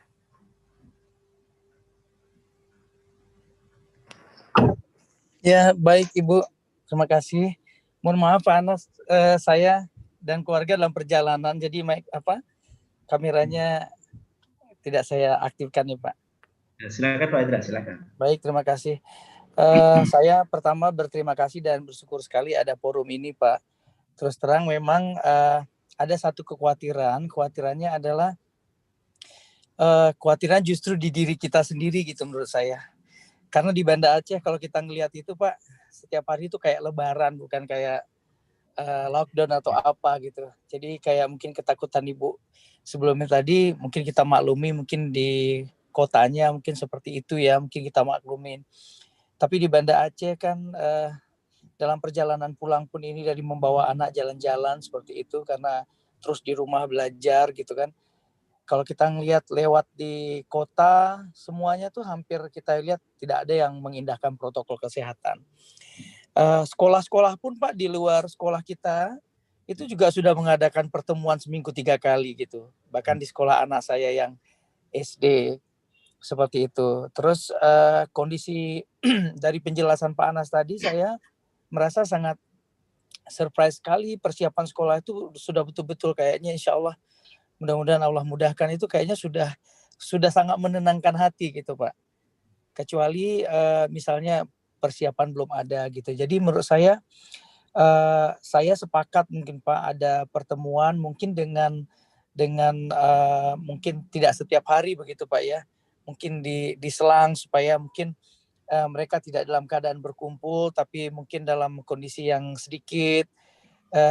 Tentu saja memang idealnya seperti Pak Dewa Gumai bilang tadi, kami pun sama Pak, tidak pernah berharap bahwa anak akan punya prestasi apa dalam lockdown ini. Tapi alhamdulillah dalam kondisi sekarang pun dengan support sekolah yang luar biasa, anak-anak juga mampu berprestasi. Itu yang menurut saya anak-anak sebenarnya juga dalam masa 10 bulan, 9 bulan ini mereka juga terlatih juga bagaimana bisa belajar di masa krisis. Itu yang saya sangat apresiasi sekali gitu.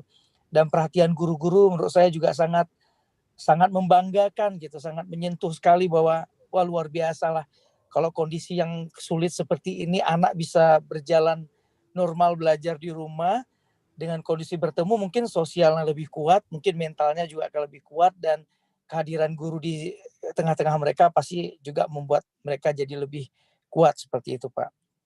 Dan sarannya itu, Pak, mungkin di listing saja, mungkin nanti yang walaupun ini belum final ya Pak Anas ya, karena melihat di provinsi sendiri kan sama kota juga menurut saya pribadi ya Pak, tidak diwakili apapun, agak ambigu juga. Kita tidak bisa melakukan apapun, tetapi sekolah juga harus izin ini, izin itu, tapi yang lain-lain aktivitasnya sudah jalan gitu Pak. Orang sudah bisa berpergian naik pesawat, orang sudah bisa tugas, mungkin yang pegawai sudah bisa tugas ke lapangan dan lain-lain gitu. Perdagangan juga udah mulai normal. Dengan cara begitu mungkin dengan selang-seling seperti itu mungkin agak lebih melegakan seperti itu Pak. Sambil juga kita mempersiapkan, karena kalau berharap pada keputusan yang ambigu tadi menurut saya kita belum tahu juga Pak, apakah sampai 2021 ini juga pemerintah provinsi mengeluarkan pengumuman resmi secara resmi tidak gitu ya Pak ya. Itu yang sangat kita khawatirkan gitu. Cuma kita juga berharap mungkin kalau sekolah tadi sempat saya dengar Pak Anas sudah bertemu dengan dinas pendidikan dan lain-lain, itu kan itu juga salah satu langkah yang menurut kita perlu diapresiasi juga sangat tinggi gitu. Artinya sudah ada peluang untuk minimal mereka sudah tahu kita punya rencana seperti itu Pak. Kemudian yang ketiga Pak, terkait dengan orang tua, mungkin benar seperti orang tua wali tadi menyebutkan bahwa kita juga di rumah perlu menjaga sebenarnya semuanya, kita semua elemen nih, orang tua ya anak-anaknya. Misalnya kalau kita memang anaknya kita sudah mulai sekolah nanti otomatis kita juga harus lebih menjaga gitu. Walaupun kami tidak pernah mengisi instrumen kesehatan, mungkin kayak Ibu tadi lebih lengkap, kami malah nggak ada dipedulikan apapun gitu. Artinya secara pribadi saja kita harus menjaga jarak, mencuci tangan. Kalau protokol kesehatan, alhamdulillah, misalnya anak-anak tetap kami praktekkan untuk tetap kemanapun, di kondisi bagaimanapun, tetap ketat dengan protokol kesehatan itu. Ini Pak yang menurut saya juga kita pasrah terlalu lama seperti ini nggak ada keputusan juga mungkin agak ini. Jadi kita tetap positif supaya imun kita juga bagus gitu kan ya. Dan di tengah-tengah kita ini saya lihat kalau di daftar peserta ini banyak banget orang tua wali, teman anak-anak kita yang dokter-dokter semua gitu Pak. Mungkin kita bisa minta pendapat dari mereka juga, advice seperti apa sih sebenarnya. Jangan-jangan masukan kami tadi benar-benar awam ya Pak Anas gitu. Karena kita lihat anak-anak di rumah juga mereka udah pada rindu sekolah sebenarnya Pak. Rindu sekolah. Kalau ditanya tadi saya bilang sama anak saya, ini papa mau rapat Zoom begini, mau sekolah atau enggak? Anak saya kelas 10 Kak. Pak, belum saya bilang mau aja dia udah jawab mau gitu. Saya udah mau sekolah, saya udah nanti udah dia kira-kira udah punya gambaran bagaimana menjaga kesehatan dan lain-lain, walaupun keputusannya tetap kembali lagi ke keputusan yang awal ya Pak ya. Kalau sendiri misalnya yang setuju kan pasti lebih memilih yang banyak yang tidak setuju gitu. Tapi ini barangkali salah satu yang harus kita pikirkan juga gitu. Dan satu lagi Pak, di Darussalam juga semester ini kami mahasiswa sudah menerima mahasiswa baru masuk ke kampus Pak. Kecuali mahasiswa-mahasiswa yang lama dibiarkan dulu di rumah secara bergantian seperti itu. Sedang dalam pemikiran, artinya saya pikir pasti petinggi-petinggi di sekolah dan kayak di universitas juga udah memikirkan betul bagaimana seperti itu. Kalaupun memang tidak seperti itu idealnya, mungkin kita juga minta advice dari mereka sepertinya bagaimana keputusan yang benar supaya ada hitam di atas putih, ataupun mungkin ada penjelasan jelas yang detail dari ini Pak ya, dari dinas pendidikan kah yang berwenang seperti itu. Jadi tidak jadi ambigu gitu. Ini hanya masukan saja Pak, mohon maaf kalau mungkin salah dan ada kurangnya. Terima kasih, semangat terus Pak Anas dan guru-guru. Semoga kita dalam lindungan Allah semuanya. Terima kasih Pak. Assalamualaikum warahmatullahi wabarakatuh. Assalamualaikum warahmatullahi wabarakatuh. Langsung ke pertanyaan selanjutnya, Blan. Nanti kita tanggapi berbarengan saja. Oke. Langsung saja kepada Bapak Dahril. Baik Ibu, Assalamualaikum warahmatullahi wabarakatuh. Waalaikumsalam. Puji syukur kita sampaikan keperibaan Allah Subhanahu wa Ta'ala. Pada sore ini kita bisa dipertemukan di dunia daring ini, walaupun kita tidak tatap muka, tetapi hati kita merasa selalu dekat, terutama dengan Miss dan Pak Anas yang ada di sekolah ini. Demikian juga dengan orang tua yang mungkin kita tidak tahu di mana tempatnya. Paling tidak kita sudah saling mendengar satu sama lain. Kemudian kami atas nama orang tua sangat berterima kasih, mengapresiasi pihak sekolah yang selalu berkomunikasi dengan kami ini yang terkait dengan anak-anak kami yang kami titipkan kepada Bapak Ibu di sekolah. Yang pertama saya ingin memberikan komentar. Kita sebetulnya memang dihadapkan pada situasi yang sangat sulit ini Pak. Mohon maaf sebelumnya saya perkenalkan diri, nama saya Pak Dahril, Dr. Dahril, saya bekerja di Rumah Sakit Umum Zainul Abidin. Dan mungkin ada beberapa informasi yang bisa kami sampaikan. Kebetulan pula ini saya sekeluarga dan anak-anak itu memang beberapa waktu yang lalu kita positif COVID. Kebetulan anak saya Diva di kelas 9A, alhamdulillah walaupun positif, tapi kondisi fisiknya masih kuat dan sehat. Kami berdua yang waktu itu agak berat. Tapi alhamdulillah Allah masih menyayangi kita semua. Kita pada hari ini kita bisa bertemu. Saya ingin sampaikan yang pertama adalah kalau misalnya kita benar yang kita dengar adalah pemerintah. Kita tahu pemerintah itu merupakan punya tim ahli yang bisa mendeteksi semuanya, yang bisa mengumpulkan semua data, mengambil suatu keputusan. Ada satgas, baik di tingkat pusat maupun di tingkat daerah. Tapi lagi-lagi negara kita, bahkan secara global di dunia, selalu berada pada kebimbangan, sehingga keputusan-keputusan itu sering lebih kental ke politisnya. Nah, manakala kita membuat satu kebijakan keputusan untuk orang lain mungkin jauh lebih mudah dibandingkan pada saat kita mengambil keputusan untuk diri kita, untuk keluarga kita, untuk sahabat kita yang dekat. Itu sangat sulit kalau kita memahami kondisi yang sebenarnya. Hari ini di koran Kota Banda Aceh, Wali Kota sudah mengatakan sudah mulai meningkat lagi. Ini dikhawatirkan dengan ada kelibur panjang yang kumpul-kumpul tidak terkendali baik secara nasional, global maupun lokal. Ada kecurigaan juga beberapa minggu ke depan kita harus waspada. Apakah ini yang ditunggu pemerintah? Tapi lagi-lagi keputusan pemerintah lebih kental politisnya. Nah, kalau pemerintah memberikan suatu kebebasan bagi sekolah untuk melakukan hal-hal ini, artinya tadi Pak Anas mengatakan dibolehkan, artinya tidak diwajibkan, itu alangkah melegakan buat kita orang tua. Kita bisa berkomunikasi, kita bisa melihat bersama bagaimana kesiapan teknis di sekolah terutama. Kalau kita lihat aturan, prokes segala macam itu cukup sempurna. Tapi pelaksanaannya coba kita lihat di mana-mana seperti Bapak sebelumnya mengatakan hampir tidak dipedulikan oleh kita juga sebetulnya. Walaupun 1-2 di antara kita sudah memahami, kita menjaga, tapi pada akhirnya karena tuntutan pekerjaan, tuntutan dan lain-lain, pada akhirnya juga kita tidak bisa menghindarkan. Mau tidak mau kita harus mengikuti itu. Nah, yang poin berikutnya ingin saya sampaikan, seperti Bapak yang pertama tadi mengatakan, memang benar kita harus memaksimalkan supaya anak-anak kita ini terhindari dengan musibah ini. Apa yang kita bisa lakukan walaupun tidak mungkin kita menjamin 100% bahwa anak kita ini akan sehat. Tapi paling tidak kita sudah berusaha maksimal untuk sama-sama menjaga.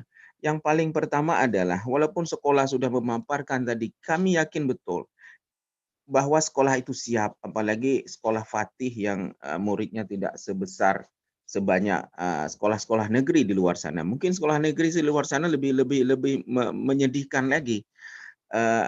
Tapi yang kami khawatirkan adalah siapa yang mengawasi dan mengontrol anak-anak pada saat tidak di dalam kelas. Nah, itu menjadi bahan pertimbangan pertama.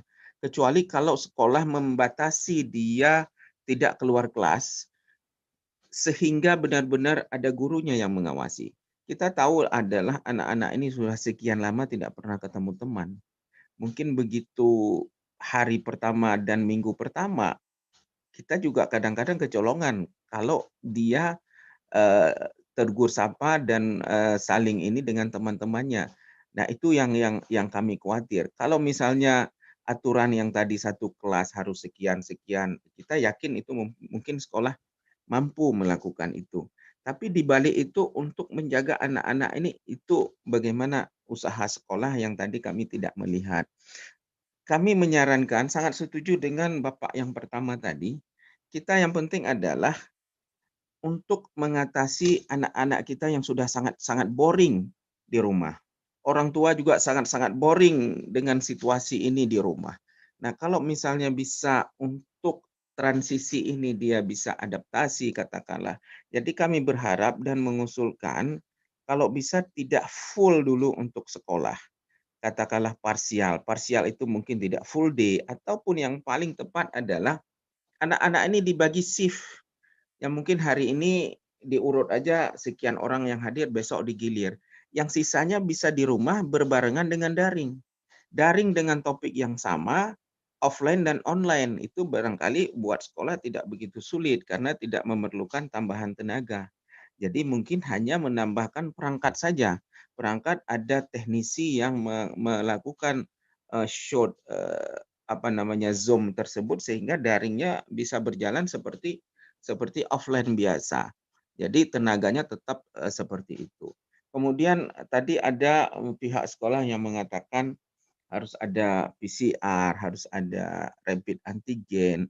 Nah, kalau hanya pertama sekali, kemudian setelah itu anak-anak dikembalikan pulang ke rumah, menurut saya sih nggak ada begitu manfaat, karena kontak di rumah kita tidak tahu.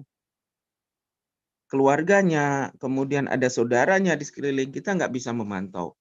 Kecuali pada saat masuk pertama, semuanya masuk asrama.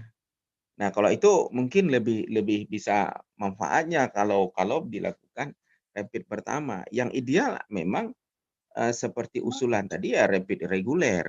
Rapid reguler kita tahu. Tapi yang paling penting adalah adanya kerjasama orang tua dengan kita-kita semua, dengan sekolahnya. Bagaimana orang tua itu terkontak dengan yang lain-lain mungkin dalam perjalanan ataupun ada tetangganya yang terpapar kemudian ikut kontak. Nah, kalau ada komunikasi seperti itu, ya itu mungkin jauh lebih baik ketimbang kita melakukan tes-tes yang tadi. Yang tes-tes itu pun apalagi PCR juga tidak murah ya, cukup mahal dan mungkin tidak semua kita juga mampu. Dan yang lagi pula tempat tes itu, kalau tes-tes untuk screening seperti ini kalau tidak difasilitasi oleh pemerintah kita juga sulit.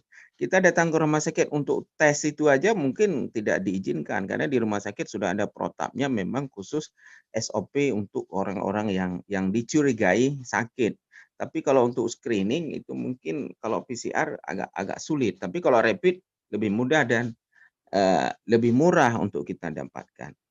Kalau untuk self assessment itu mungkin sangat bermanfaat juga menurut saya kalau kita mampu melakukan itu ya paling tidak sekolah punya satu data dan ada tim yang menganalisa dari self assessment itu. Kalau misalnya setelah diisi self assessment kemudian tidak dianalisis, tidak dilihat setiap hari, ya itu mungkin data itu nggak ada gunanya juga gitu ya.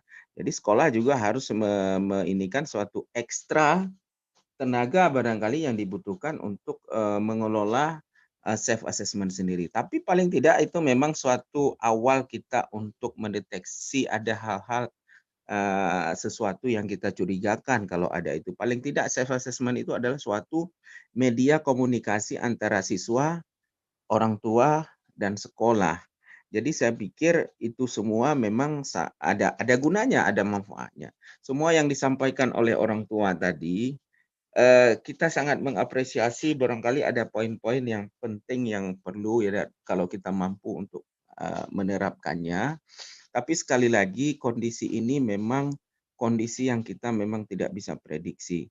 Pengalaman saya pribadi, bahkan ada pasien-pasien saya itu, ada orang-orang bahkan kita temukan pada saat screening dia sehat, hanya screening kadang-kadang untuk perjalanan, kadang-kadang screening untuk melakukan sesuatu di area tertentu, tiba-tiba positif dia.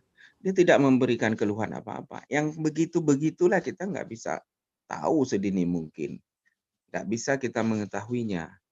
Jadi itu mungkin barangkali Ibu yang bisa saya sampaikan, barangkali ada beberapa saran dari orang tua tadi perlu dipertimbangkan, ada hal-hal yang mampu diterapkan, barangkali jauh lebih baik kalau pihak sekolah melakukannya, apalagi ada pihak pemerintah yang memberikan kewenangan yang boleh, ya, artinya tidak wajib. Itu saja Ibu, terima kasih. Pak Anas, Assalamualaikum warahmatullahi wabarakatuh.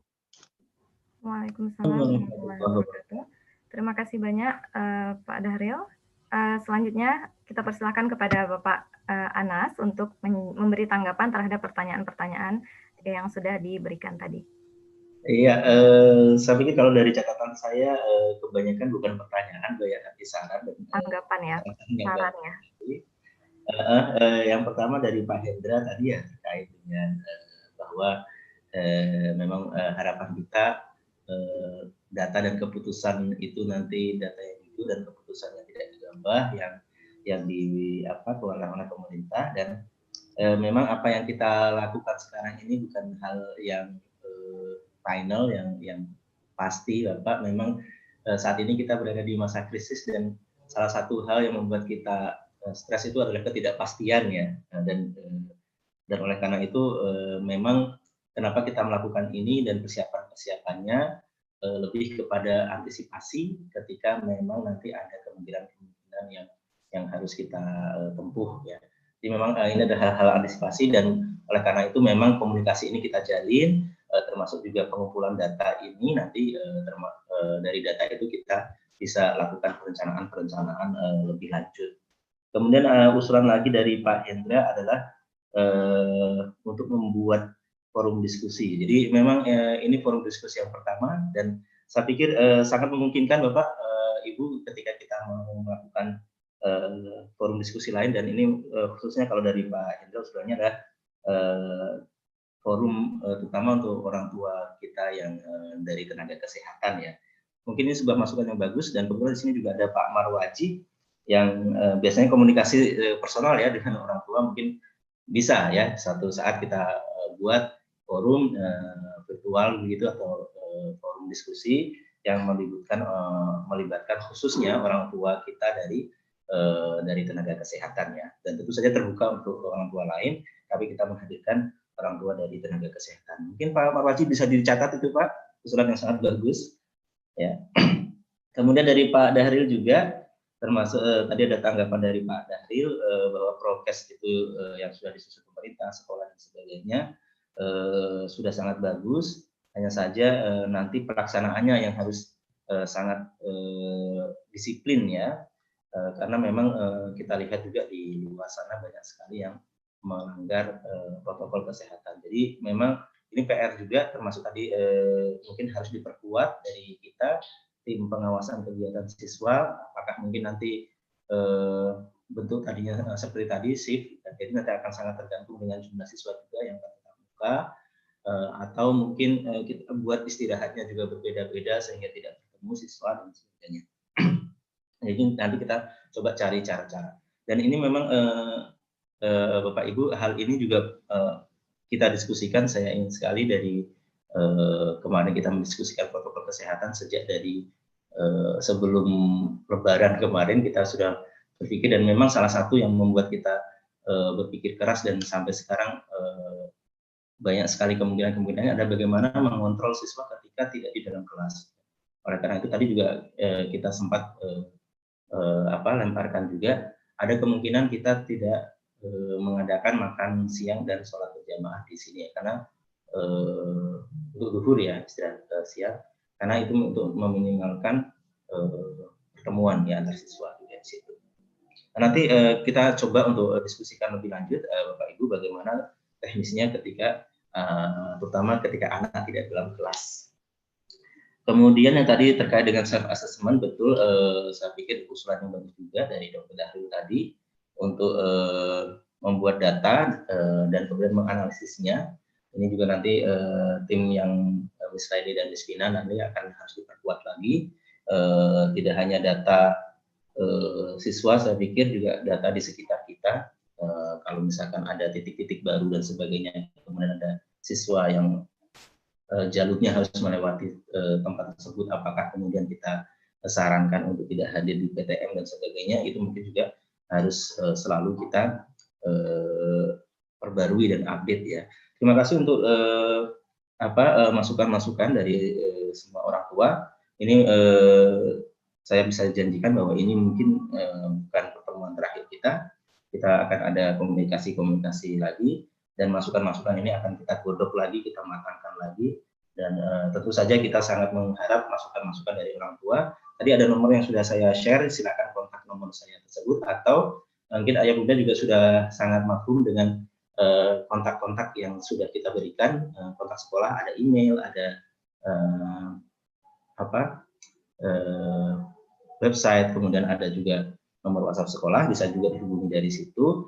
Kita berharap di masa-masa seperti ini semua saling mendukung, semua saling memberikan masukan, kritik juga boleh, silakan, dan itu menjadi bahan bagi kami untuk mempersiapkan segala sesuatunya dengan lebih baik lagi.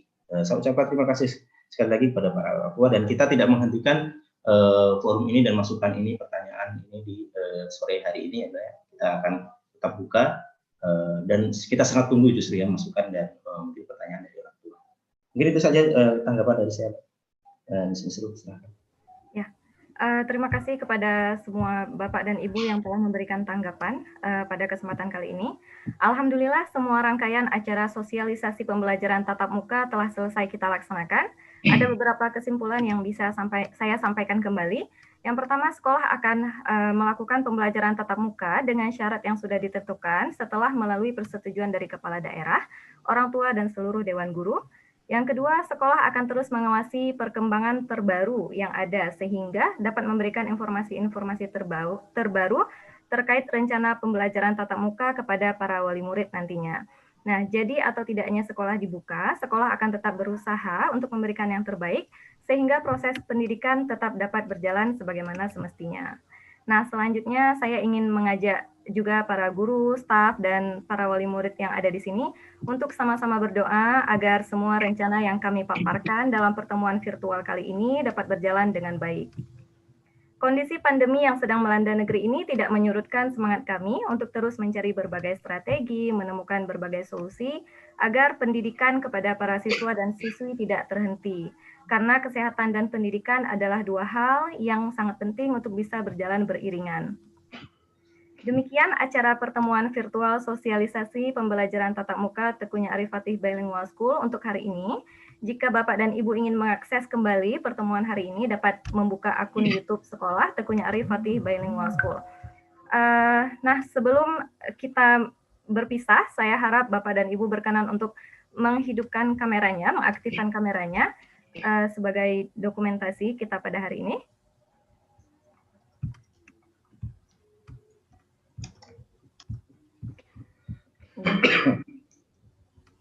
Terima kasih. Langsung saja. Ya,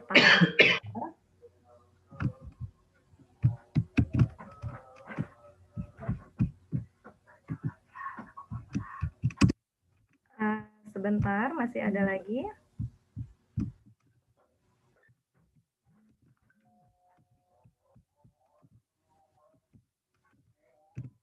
Ya, terima Terima kasih kepada Bapak dan Ibu semuanya. Saya selaku MC mohon undur diri, mohon maaf jika ada kata-kata yang salah atau ada yang tidak berkenan dari kegiatan kita hari ini. Wabillahi taufik wal hidayah. Assalamualaikum warahmatullahi wabarakatuh. Waalaikumsalam warahmatullahi wabarakatuh. Terima kasih ya Bunda. Terima kasih. Terima kasih Pak Anas. Semua. Jangan lupa tadi ya. Terima kasih. Sama-sama. Terima kasih semuanya. Mohon izin pamit. Terima kasih sama Pak Anas. Iya, Ibu Rina. Terima kasih Pak Anas. Terima kasih Ibu, sami-sami. Izin live ya Pak Anas. Terima kasih Pak Anas. Mohon maaf kalau ada yang kurang berkenan. Assalamualaikum. Dari pihak sekolah, izin live semuanya, guru, kepala sekolah. Izin live, Miss-nya. Ya, makasih Pak Anas.